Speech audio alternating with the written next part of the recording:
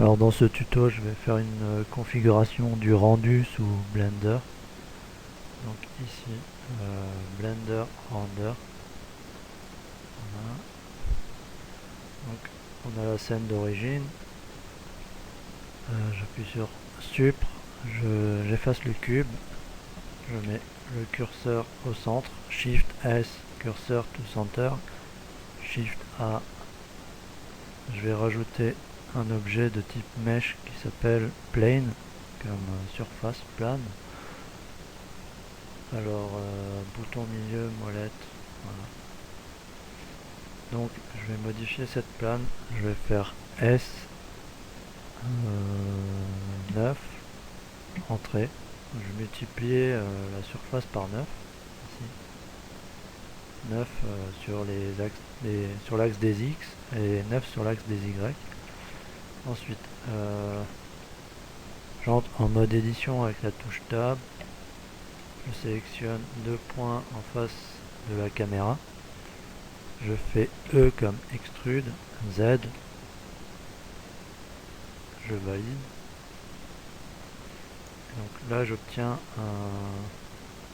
un plan de travail en fait pour configurer le rendu sous Blender.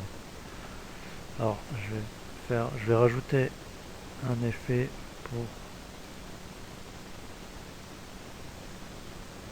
qui s'appelle subdivision surface.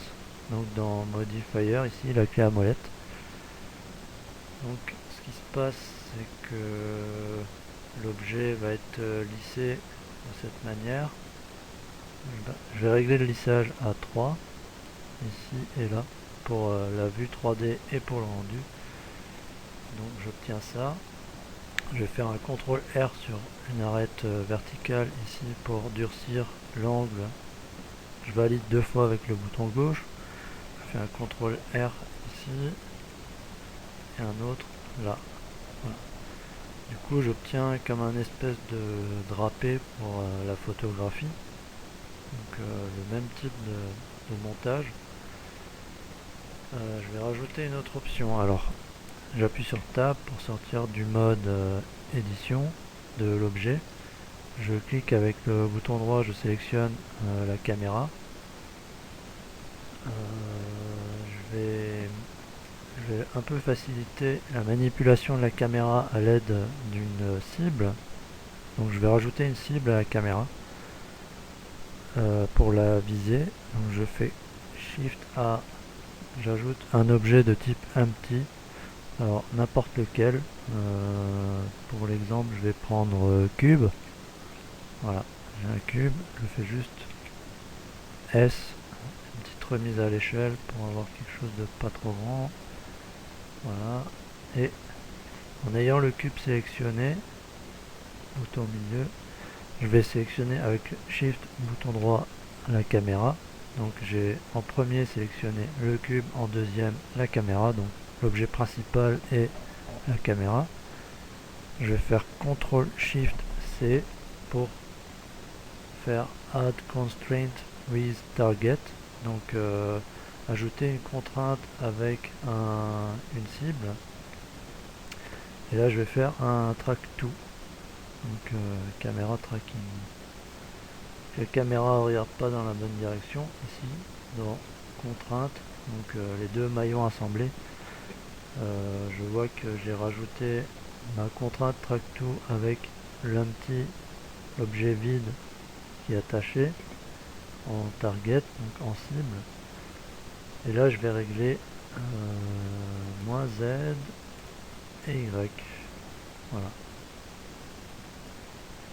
Donc ça c'est les réglages par défaut pour orienter la caméra correctement.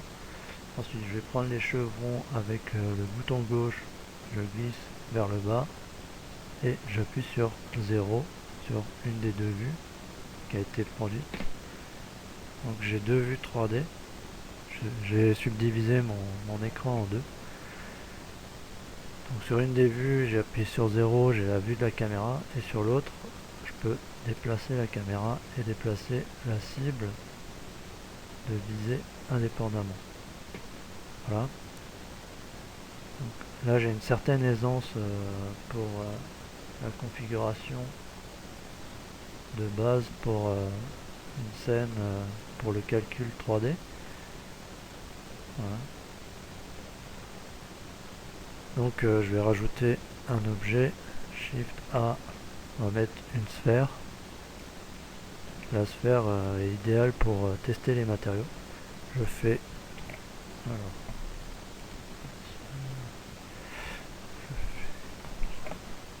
alors je vais faire G, Z, 1 sur la sphère. Ensuite je fais CTRL, SHIFT, ALT, C pour déplacer son centre à la base de la sphère. Donc je vais sélectionner dans le menu déroulant qui vient de s'ouvrir Origin to 3D Cursor. Donc quand je fais zoom avec la touche S, la sphère change de taille par rapport au sol. Il reste toujours au-dessus du niveau du sol. Voilà, 0. Ensuite, je vais choisir le lissage pour la sphère. Donc ici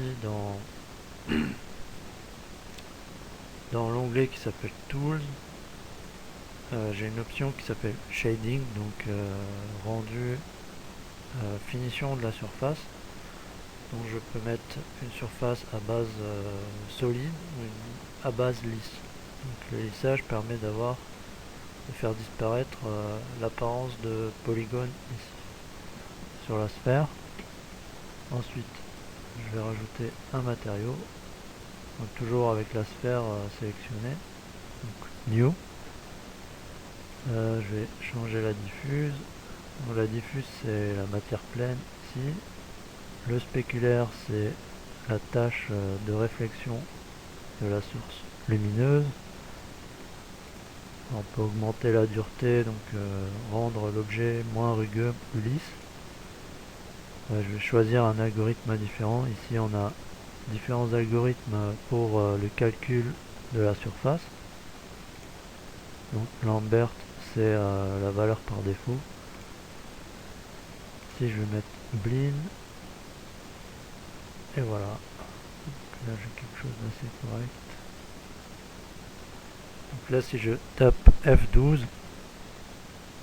sur la touche F12, j'ai le rendu dans la fenêtre la plus importante de l'interface de Blender. Donc voilà le rendu actuel. J'appuie sur Échappe, je sélectionne le fond, c'est-à-dire l'objet plan déformé. Je vais lui donner un matériau, je vais enlever la tâche spéculaire et je vais mettre du gris à 50%, voilà, 0,5 pour toutes les couleurs, ou alors 0,7 pour la valeur. Voilà. Donc là si je fais F12, j'ai ça. Là je vois qu'il y a des petites stries à l'arrière, donc l'objet, si j'appuie sur échappe, je peux aussi configurer l'option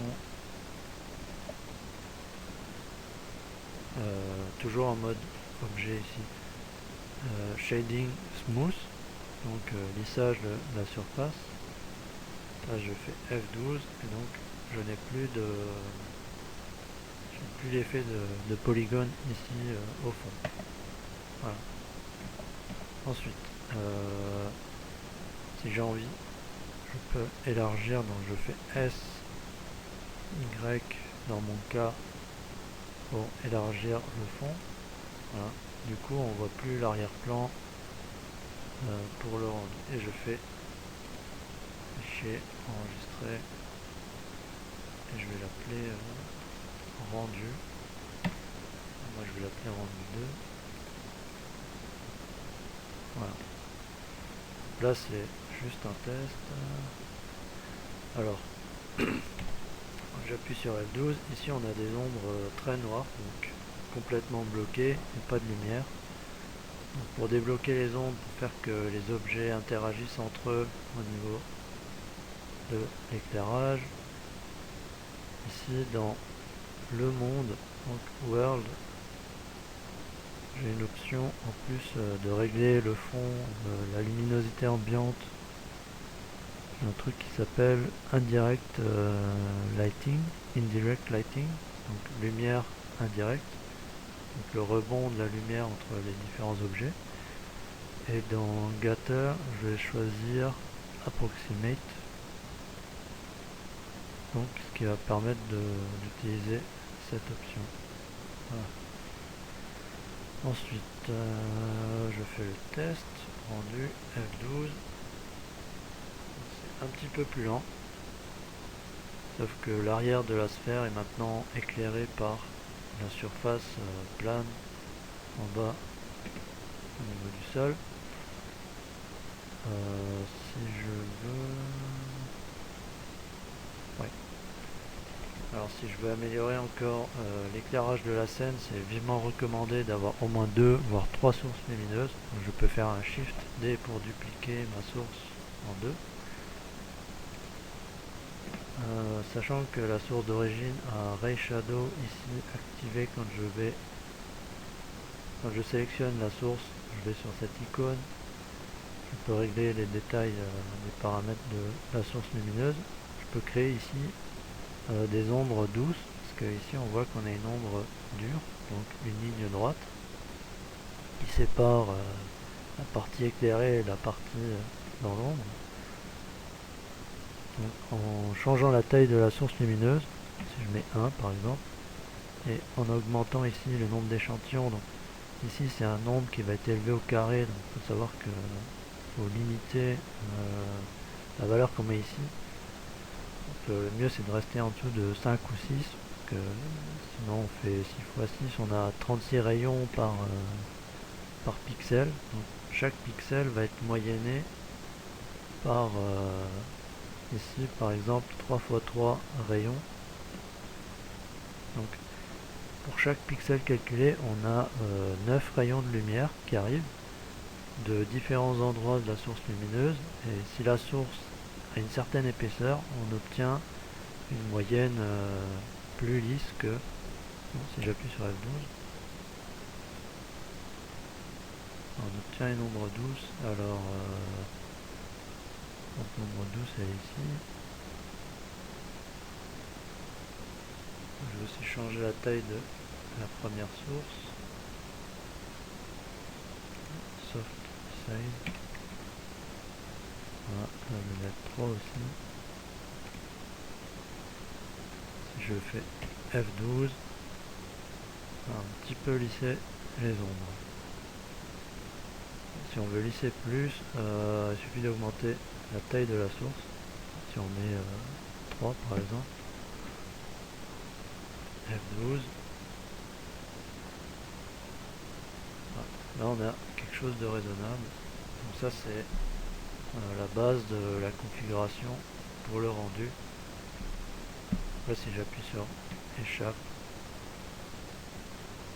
je suis en fenêtre 3D, je peux faire tourner la caméra autour de l'objet tout en maintenant l'angle de visée correct.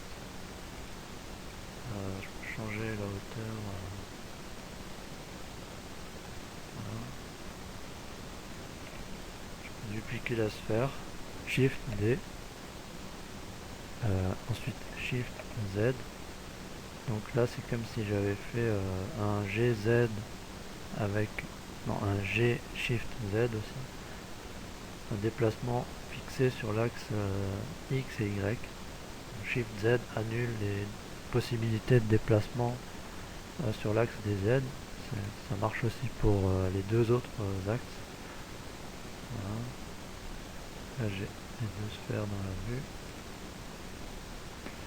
Alors pour améliorer encore la qualité de rendu, il y a le calcul des réflexions, donc ici qui s'appelle Mirror. Donc si on a des sources ponctuelles, Specular, Blinn, là, il est préférable de laisser en place. Et pour la réflexion ambiante, pour les objets autour, je vais rajouter une réflexion un peu légère. donc 0,3 pour l'intensité. Donc 1 c'est complètement miroir, comme ceci. Et 0,3, 0,2, on va mettre 0,25. Voilà, Fresnel. Ça c'est un autre paramètre qui permet de diminuer la réflexion quand l'objet est vu de face. Comme une plaque en verre en fait. Quand il est de profil, la réflexion est plus élevée, et quand l'objet est de face, la réflexion est plus faible. Ça respecte une théorie de Fresnel. Ensuite ici le gloss, ça c'est donc la dispersion des rayons. Donc quand le gloss est au maximum, la dispersion est nulle. Et quand on diminue le gloss, donc la réflexion lisse, on a une dispersion qui apparaît ici. Donc plusieurs rayons sont portés pour chaque pixel calculé. Et donc on fait une moyenne, ce qui fait un espèce de flou, une diffusion des objets reflétés. Et donc ce flou, cette qualité dépend ici du nombre de rayons qui est envoyé pour chaque point de la surface. Là je vais diminuer, je vais mettre 8 par exemple, voilà, pour éviter d'avoir trop de temps de calcul. Et pour optimiser encore pour les prévisualisations, ici dans réglage du rendu, donc dans l'espèce de caméra ici, là j'ai dimension avec la résolution de l'image, donc je peux diminuer la résolution ici ou alors faire 20% par exemple de la taille du rendu. Donc là si je fais F12, j'ai une image plus petite et un aperçu plus rapide de ce que je cherche. Voilà, je vais déplacer la caméra un peu.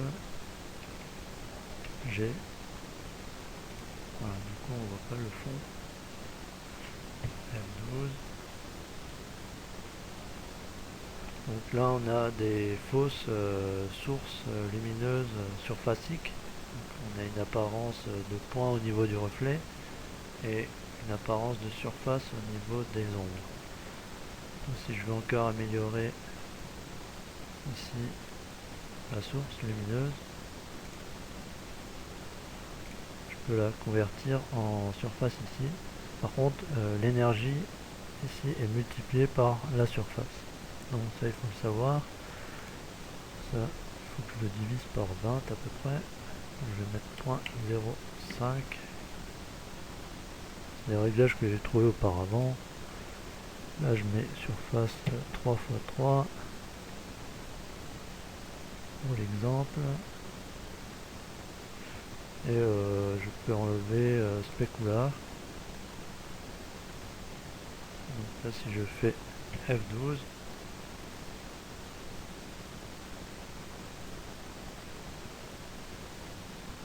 non je vais laisser spéculaire parce que F12, voilà. Là j'ai quelque chose d'un peu plus réaliste. Par contre, quand j'augmente le nombre d'échantillons, j'ai une surface assez importante. Je vais mettre 4 x 4, donc ça va faire 16 rayons par pixel pour cette lumière. Voilà.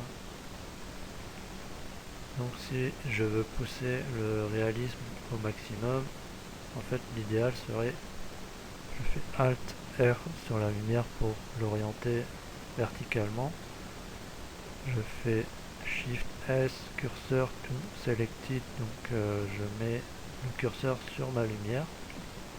Je fais Shift A, je rajoute une plane qui a la surface de la lumière. Je vais juste l'élever un tout petit peu sur l'axe des Z, pour qu'elle soit au-dessus et ne cache pas la source lumineuse.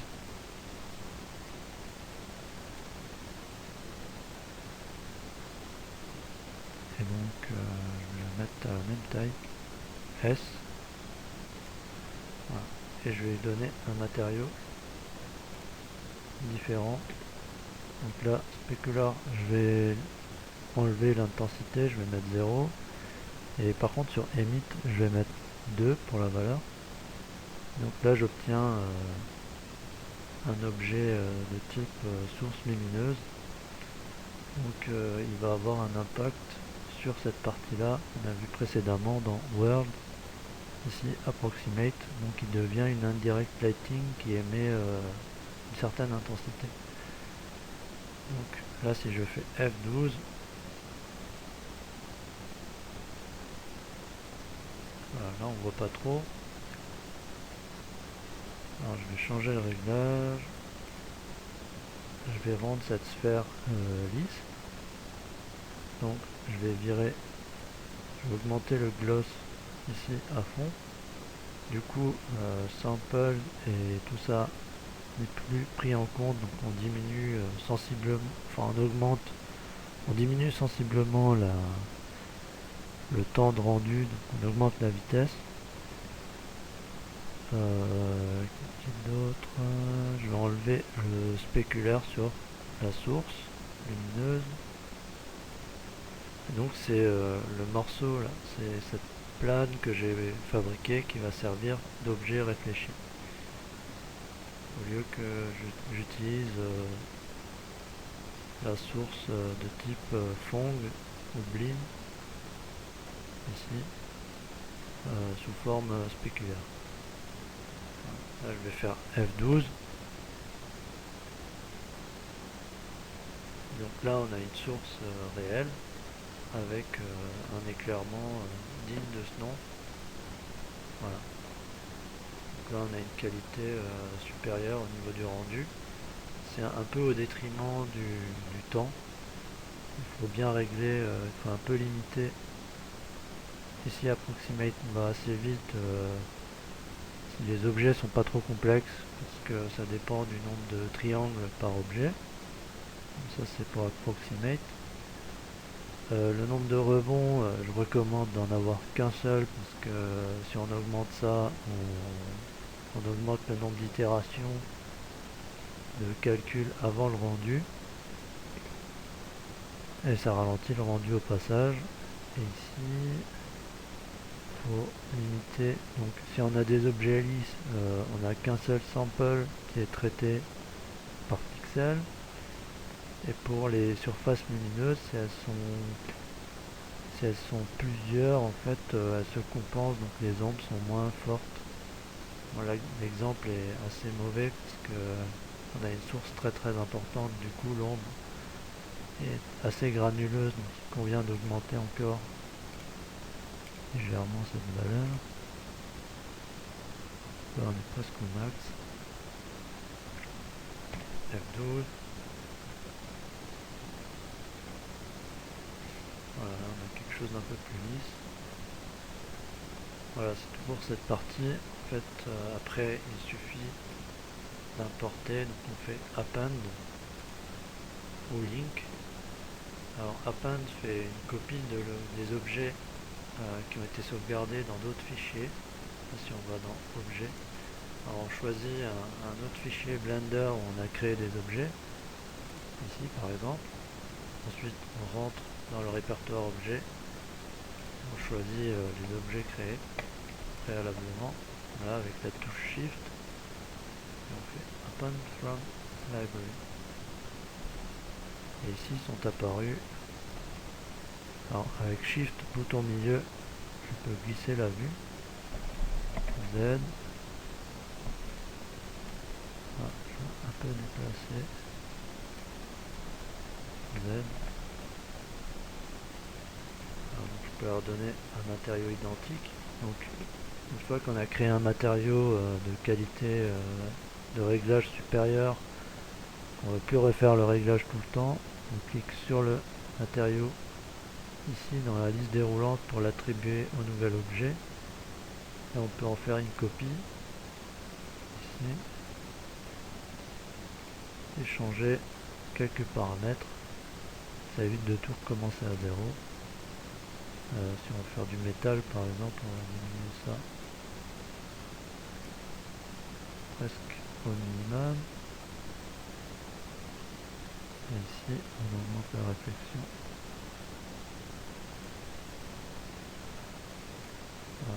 Là je reviens là. Là j'ai un objet métallique. Donc je vais l'attribuer aux deux pièces que j'ai importées. Tac. Voilà.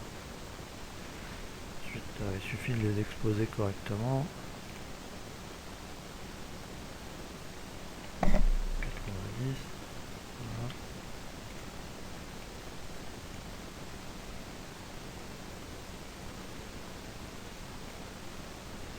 Je peux tester le rendu. Je peux déjà tester la vue. J'appuie sur 0. RZ.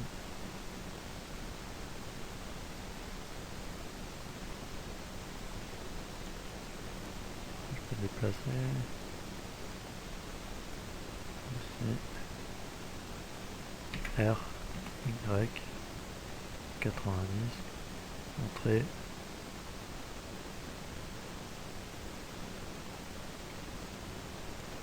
Voilà. CTRL S pour sauvegarder. F12.